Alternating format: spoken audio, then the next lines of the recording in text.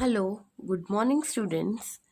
Today I am going to teach you Standard 8 Subject History Civics lesson number 3 The Union Executive. So, in the last chapter we learnt about the Union legislature, which included the structure and functioning of the parliament. In this chapter we are going to study the Union Executive.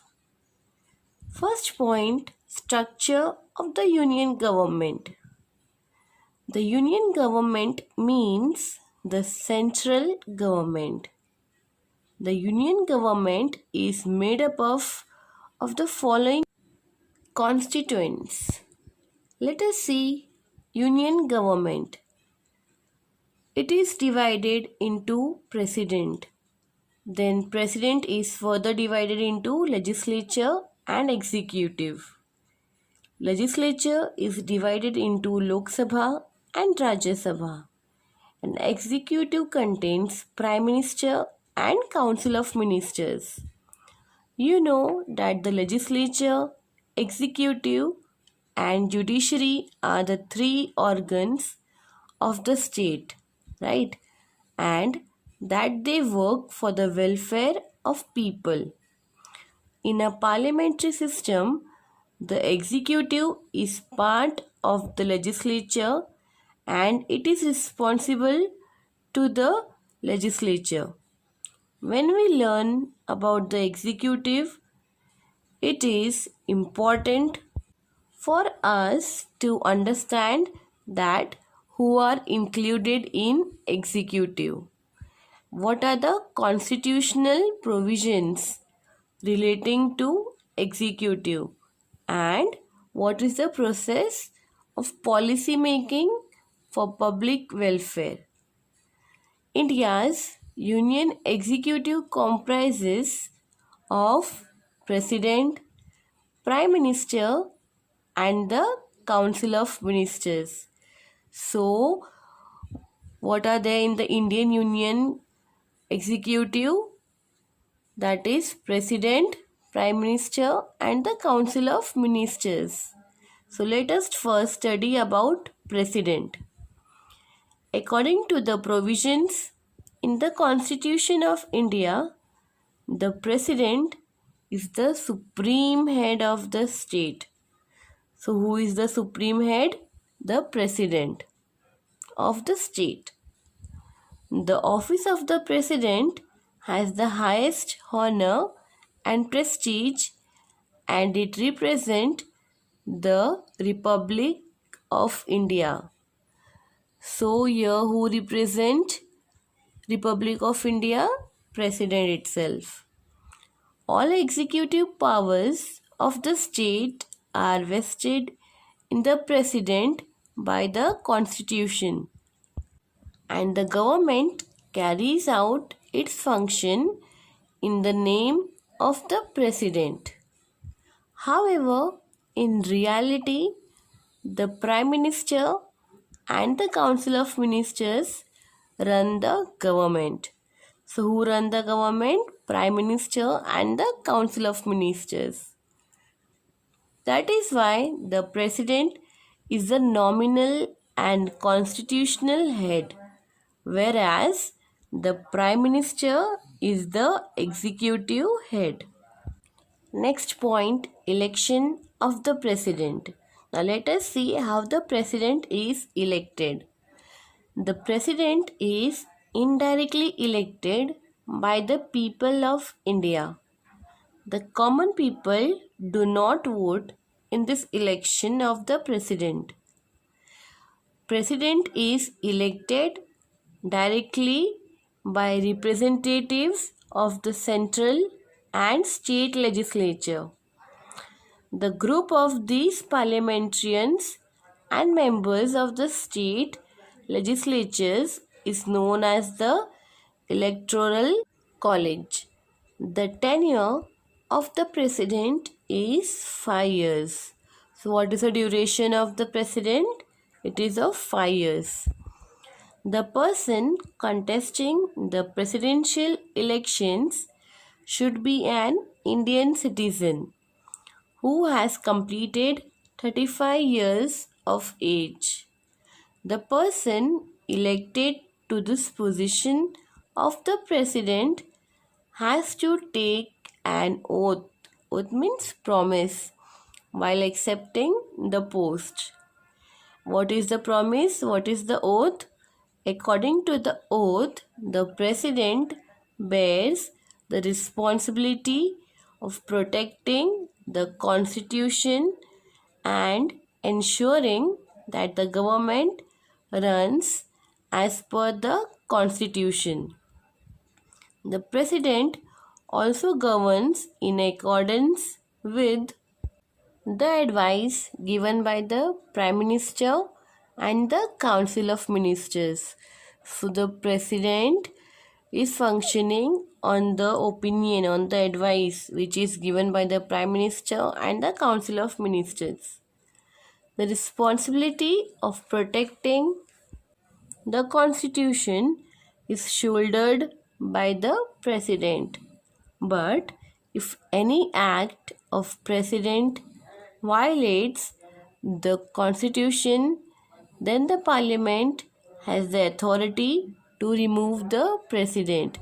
If President will take a wrong decision regarding some responsibility, if he is not able to handle his responsibility, then who is allowed to remove the President?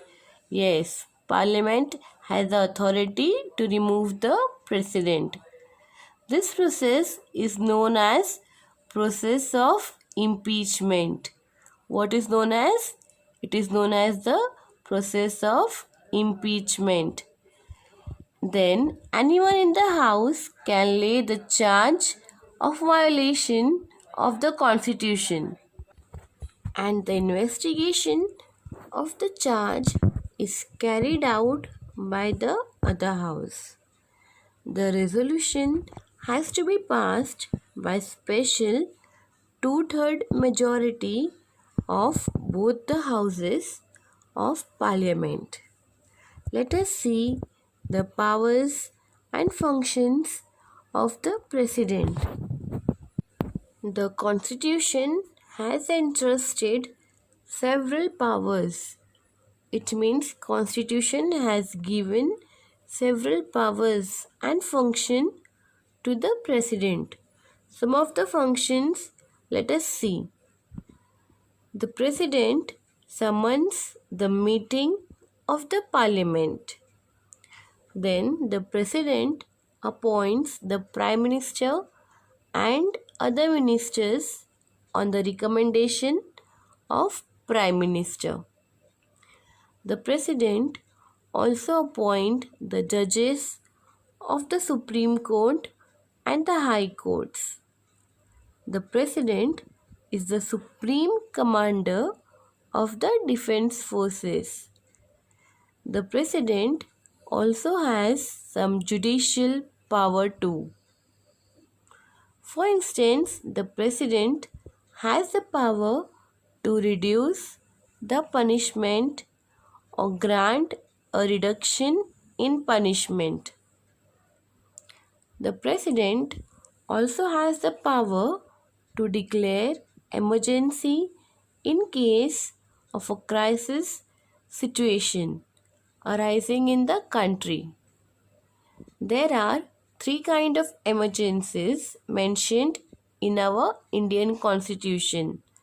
That is national emergency, state emergency and financial emergency. And if the president is absent or he is ill or he has gone to the other state or to the other country, his functions are carried out by the vice president. The vice president is elected by members of both the houses of the parliament. You know na, the both house, Rajya Sabha and the Lok Sabha. So these both the houses members elect vice president and he is functioning in the absence of the president. Let us see Prime Minister and the Council of Ministers. The President is the constitutional head. His powers are nominal, and the Prime Minister, along with his Council of Ministers, is responsible for the administration. We will now see the role and the functions of the Prime Minister. The party which attains a majority in elections nominates their leader as the Prime Minister.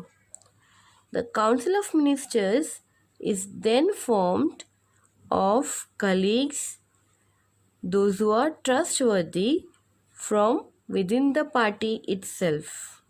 The Prime Minister and the Council of Ministers must be the member of the Parliament.